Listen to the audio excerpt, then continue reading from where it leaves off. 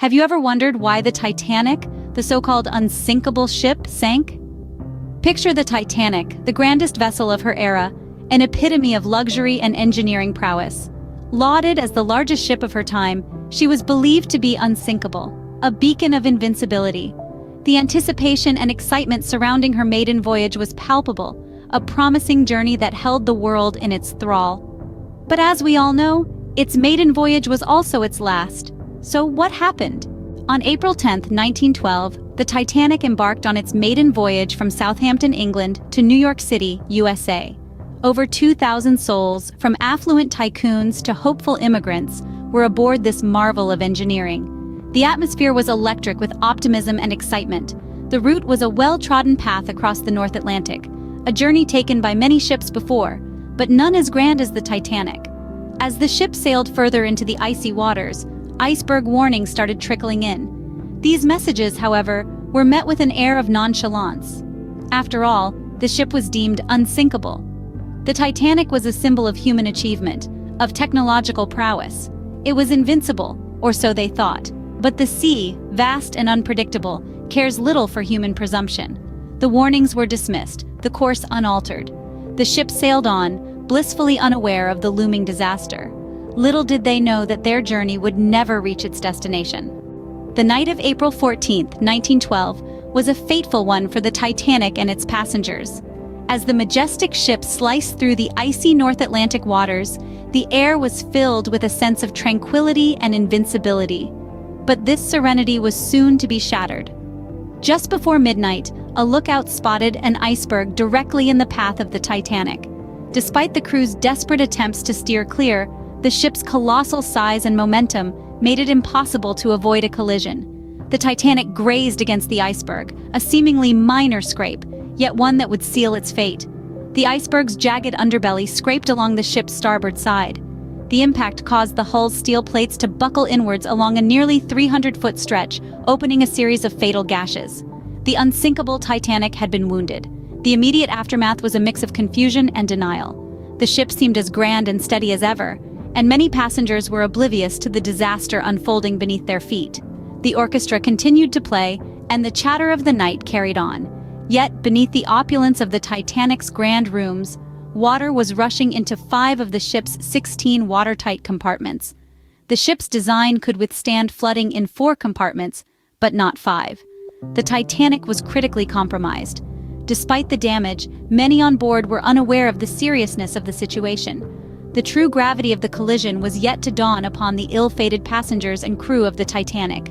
But as water began to fill the Titanic, the reality of the situation became clear. The Titanic was a marvel of engineering, a testament to human ingenuity, yet it was succumbing to an adversary as old as time itself: water. The ship, once considered unsinkable, was slowly being submerged.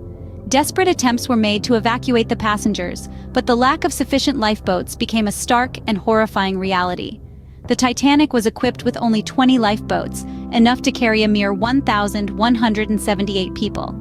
This was far fewer than the over 2,200 passengers and crew aboard the vessel.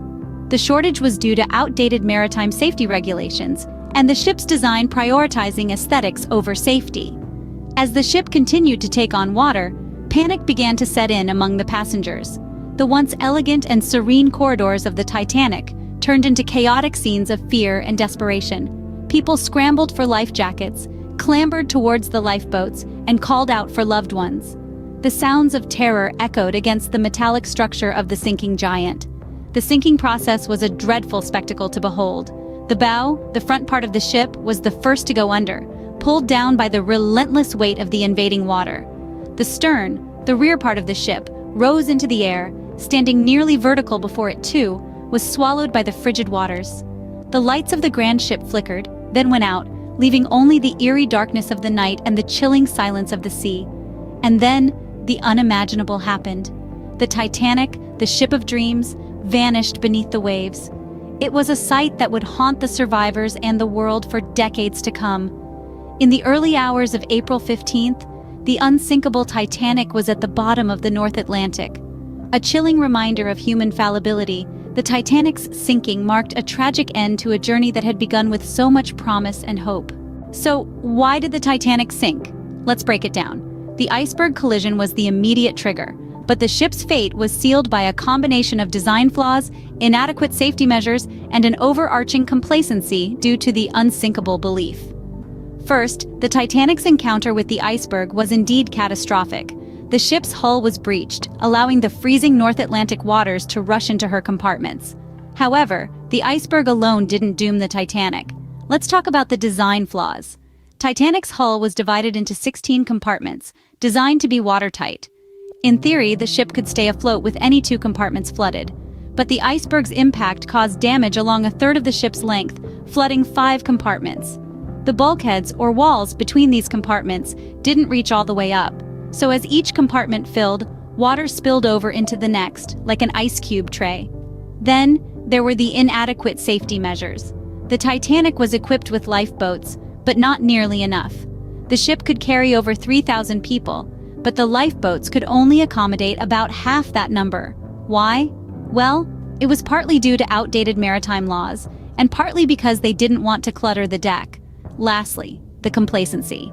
The unsinkable label wasn't just a marketing ploy. It was a widely held belief that influenced decisions at every level.